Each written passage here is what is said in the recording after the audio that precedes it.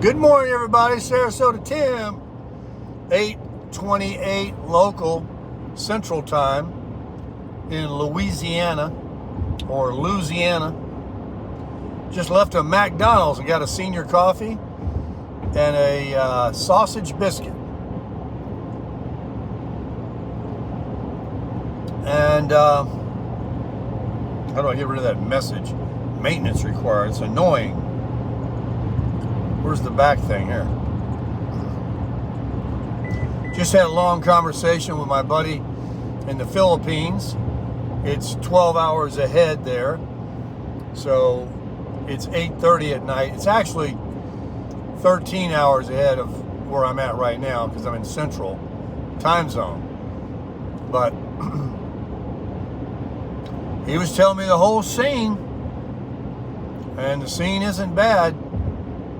He was talking about how nice people are and cheap things are and how beautiful the beach is and, you know, the typical things that you would share about a place like that.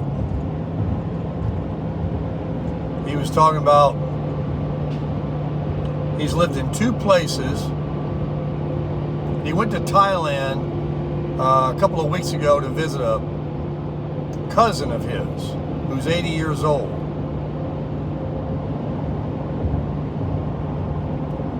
And he said while he liked it, he couldn't speak English over there. They don't know the language. It's a real problem with English over there. Where the Philippines, because we have a very big presence there with our military, English is prevalent. But I was really trying to pick his brain, like, what's it like, dude? I mean, would you come back? You know, if you could afford to live here. Now, he's getting up in his years. His name is Pete. I've known him many years. One of my, if not my best friend, because I've known him for so long. We're like brothers. We're two different birds, I can tell you that. But he's a good guy. And he came to a crossroads in his life and wanted to get out of Florida and get away from certain things. So he went, I turned him on to it a long time ago. And he started watching it and got real interested and got his passport and boom. Now he's in the Philippines. Been there since October of 23. So he's a newbie. He's only lived in two places. I think two different islands. A lot of these islands you can pop around on with these ferry boats they have. That's how they get around. And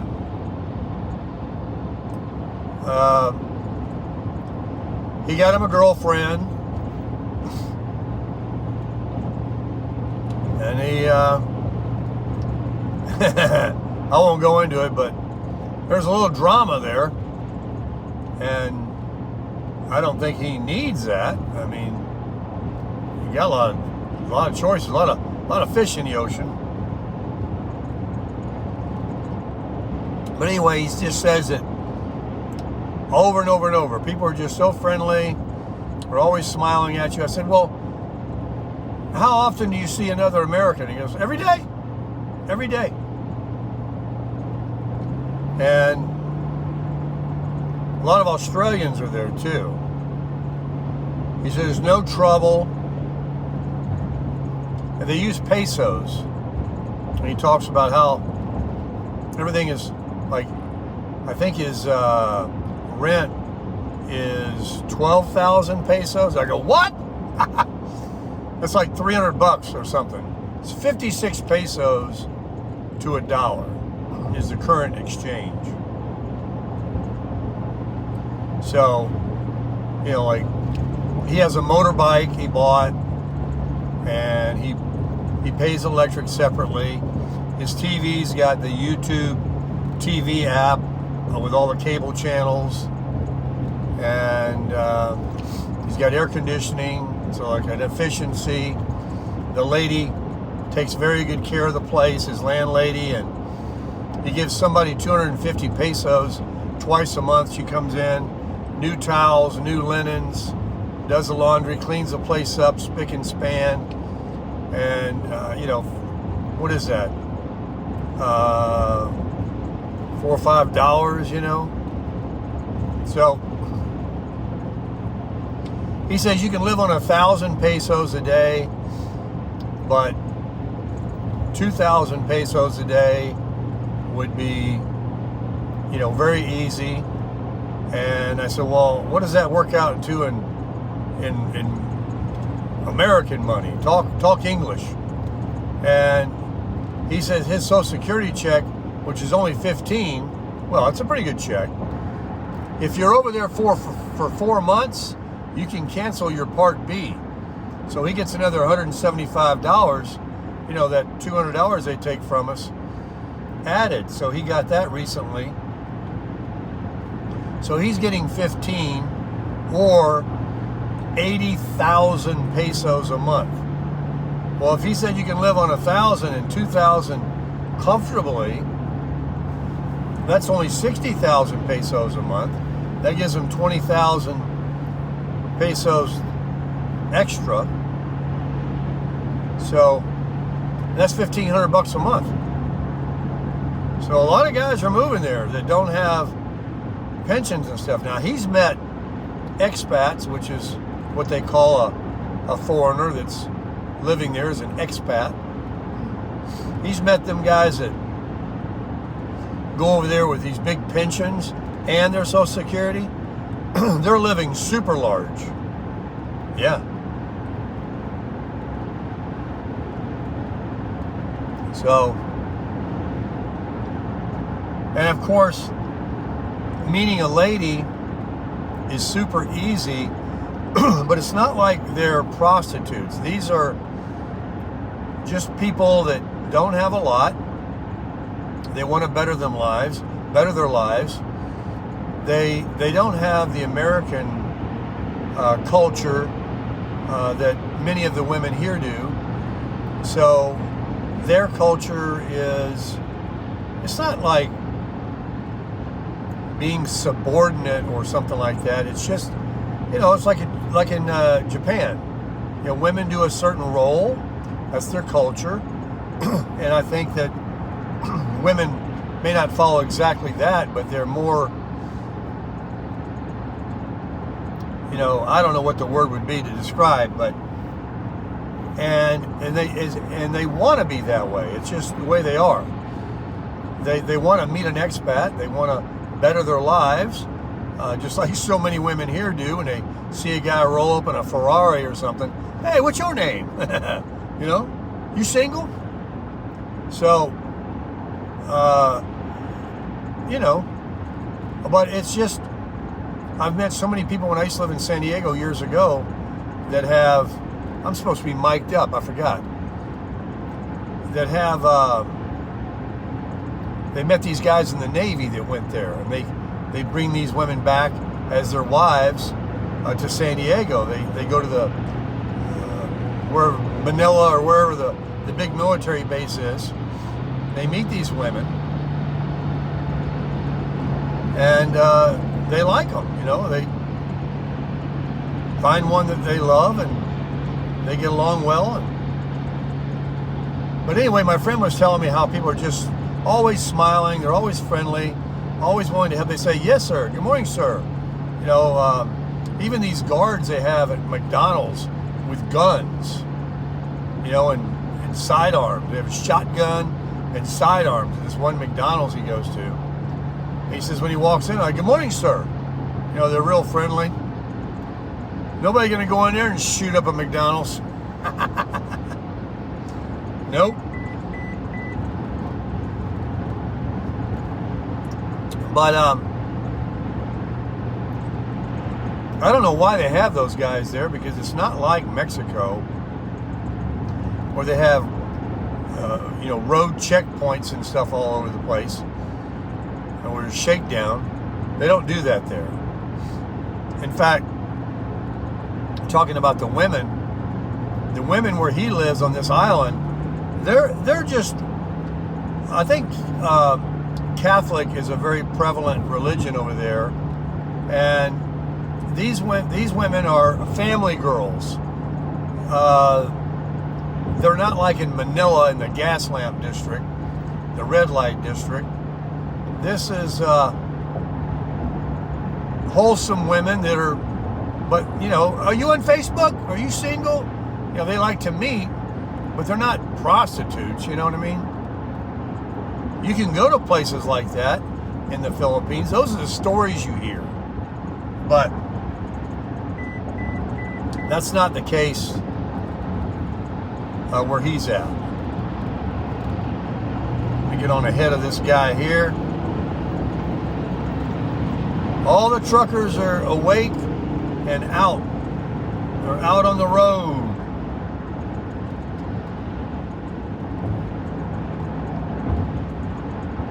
Bringing your goods and products. So anyway, about the Philippines, I don't want to keep going on about it, but I really pick his brain to find out if I went there, I'd go there and check it for myself, of course.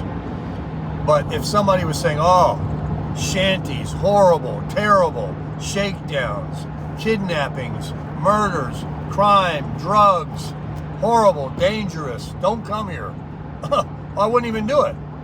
But that's not what you hear. That is not what is being reported on YouTube. It's not what I'm hearing from my friend. And I asked him, I said, Pete, you want to come back? Are you sad for home? Are you sad for the U.S.? If you could come here? He goes, I mean, if I had endless money, yeah. But I'd still probably want to come here and, spend 6 months a year. So that right there tells you he's not looking to, and that's only if he had a lot of money. Otherwise, he's perfectly happy. I guess he'd like to come and visit occasionally. He's got a daughter and his son here. But he's not like, oh, this was a mistake. I wish I could get back there, but if I came back, my money is not enough to last. My money's, I don't have a car. I sold everything. I have to start over. And all that's true. But all that somebody would do if it was hell there. They'd find a way. They'd live under a bridge, just to get out of there. And he can leave. He's got his passport. He can get a ticket. He's got the money. He can buy an airplane ticket. But no, he likes it. So I find it interesting. Only because the country, we have a beautiful country, but our government is crap. And I don't care what side of the aisle they come from, they're the same rats with different heads. And I'm tired of it. I'm tired of what they're not doing. I'm tired of what they are doing. And it's all a means to an end. And it's all for them. It's a club and we ain't in it. So, we didn't see this pandemic thing coming. And then we didn't see all this inflation. And, finally when I get my free money coming in Social Security, we have this, crazy rent prices and home prices. And it's enough to make you want to leave. But a lot of people don't know, and they're afraid, or they're trapped, or they got family, or they don't have the money yet, or whatever. They're just scared. But you can always come back.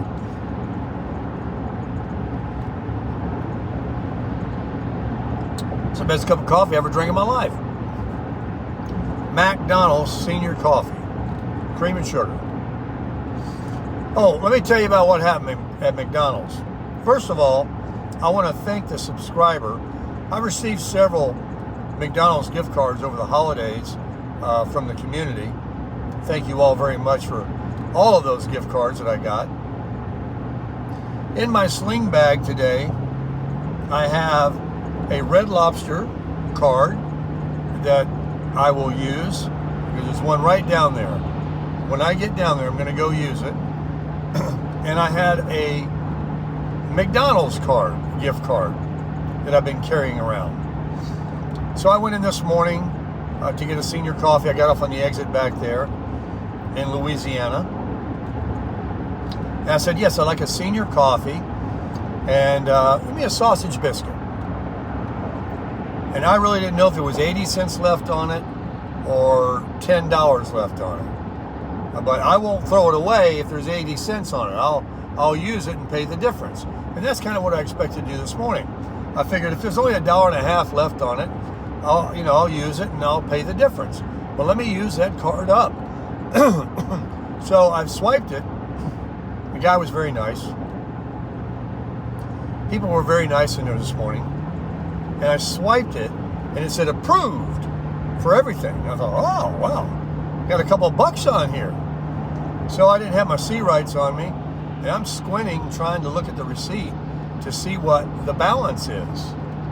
And there was a very nice lady and her mother there after me, wanting to get their breakfast.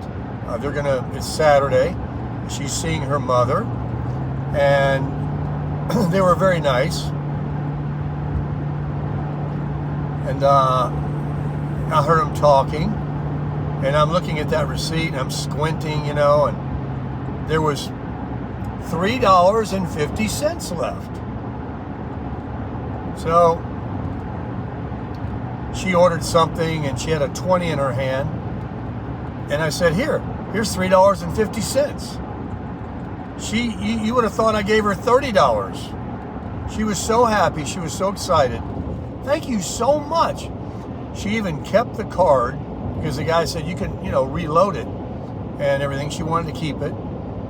She wanted to hand it back to me. I said, well, you can just throw it away. She said, the guy said, she asked the guy, can I put more money on it? And he said, yes. He goes, oh, I'm going to keep it. I'm going to put it in my purse here. I want to put it somewhere I won't forget it. And she says, she goes, I have a Target card that she hasn't used or just used the other day. Something she was telling me. And I said, yeah, good thing they don't expire. And she said, you got this for Christmas? I go, I did. And so she was so tickled about it. Speed check reported ahead on I-20 East. Speed check. They can check all they want. I'm doing fine. 14.1 miles per gallon, 69 miles an hour in a 70. So she excused herself to use the restroom, told her mother she'd be right back. I started chatting with the mother, and I thought it was just really cute how daughter was spending time with mom and taking her to breakfast. And so I said, well, I'm a YouTuber. I said, she was asking me, are you from around here? I said, well, actually I live in Florida. I'm coming back from Vegas. I'm heading back to Florida.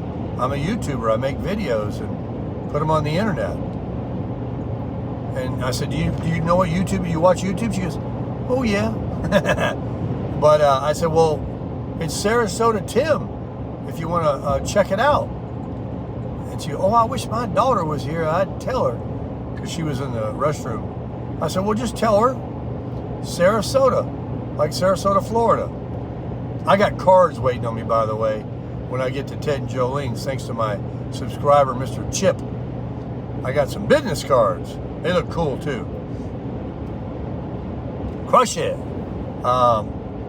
So anyway, I was out to my truck, getting ready to, get in, put the seatbelt on. And I see the daughter had come out, and she was looking out the door, trying to read the stickers on the. And I rolled down the window, and I was just yelling to her what it was. And so I'm sure she's subscribed and checking out the channel, and they were just very nice to me. I said, yeah, just pay it forward. But like I said earlier in my morning chat video, I woke up, met the subscriber. They were very nice and loved, gave me a free refill, great parking spot, great weather. It just started out being a really good day, and I just want to keep it going. And spreading smiles and generosity and chatting people up. It was good talking to them. I'm traveling by myself. It's always nice to talk to somebody, like I'm talking to you guys. And it's what life's about. And I'm sure that she's going to remember that, and she will pay it forward too. So anyway, that's my story. In the meantime, I've been looking at my maps. They got me going 3 different ways I can choose. I chose one. Actually, 2 of them are the same. And the truck here just doesn't seem to have either the latest software, or it doesn't want to take the route that both Apple Maps and Google Maps identically want to take. So I'm just going to stick with the phone, and I'm working with Apple Maps instead of Google. Like I told you earlier, Google be lagging. I got off in the wrong exit a while back, talking to my friend in the Philippines, and there was a lane closure, and I didn't see what I was doing. I just got off the freeway. So Google was what I was on, and it told me to take a left, but it was like 100 feet after I passed it, or just passed it. And Siri and Apple Maps seems to be very thorough in the way they describe the navigation, and they're ahead. They're ahead. They're not lagging. So, it used to not be that way. I flipped back to Apple Maps. Speed check reported ahead on I-20 East. See, there she is. She's doing the stuff that Google will do. Google will also say, accident, but you're still on the fastest route. Or we found another route that'll save you 10 minutes. Do you want to choose that? I mean, they give you these things. And I recommend you use maps and navigate on your GPS, even if you're going where you know where you're going, because that possibility can be a speed check warning, a hazard warning, a road blockage on the freeway, the next exit up, and it gives you a heads up. Don't be caught in the blind with your shorts down. Use your technology. And there he is, speed checking, sitting right there with his SUV. Looks like a Chevy Tahoe. Oh, 2 of them. They're sitting there jawing with each other. 2 white Tahoes. Louisiana Highway Patrol. Doing their job. You know, years ago, we used to flash our lights to warn people about speed check. And, you know, it was good to do, because we didn't have this technology. It was like a neighborly thing to do. But now, I do not. If somebody is doing 100 miles an hour out there and is risking the lives of people sewing in and out of traffic, like I see them doing down there in Palm Beach County on I-95 and everywhere, up in Dallas, I mean nut bags, then they need a lesson. They need a whooping. They need a ticket. They need to be brought down off their soapbox. This is not your road. It's our road, and follow the rules. You can challenge the speed 5 or 6 miles an hour. They're not going to do anything to you, most likely. But don't be running 20, 30 miles an hour over the speed limit like a fool.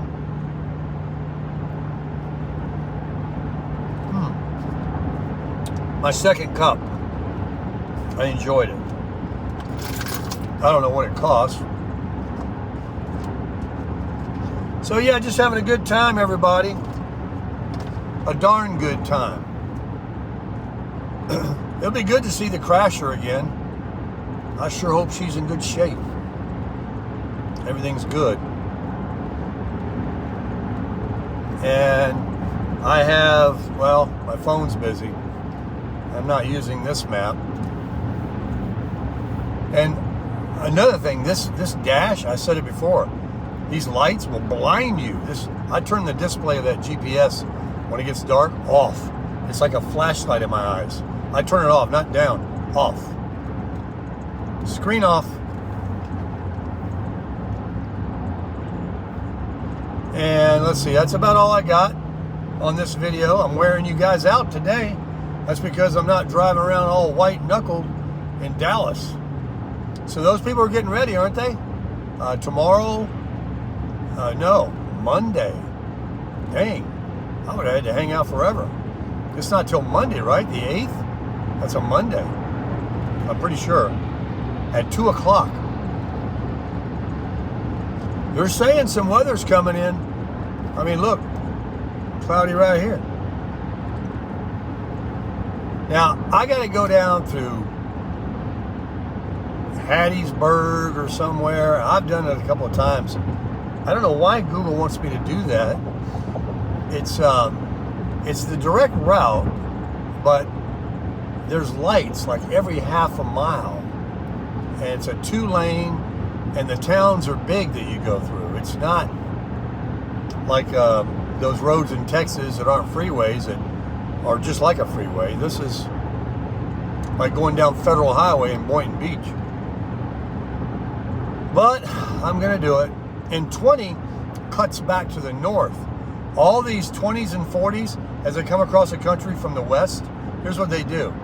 They go east, and then they start going north and east. They turn up.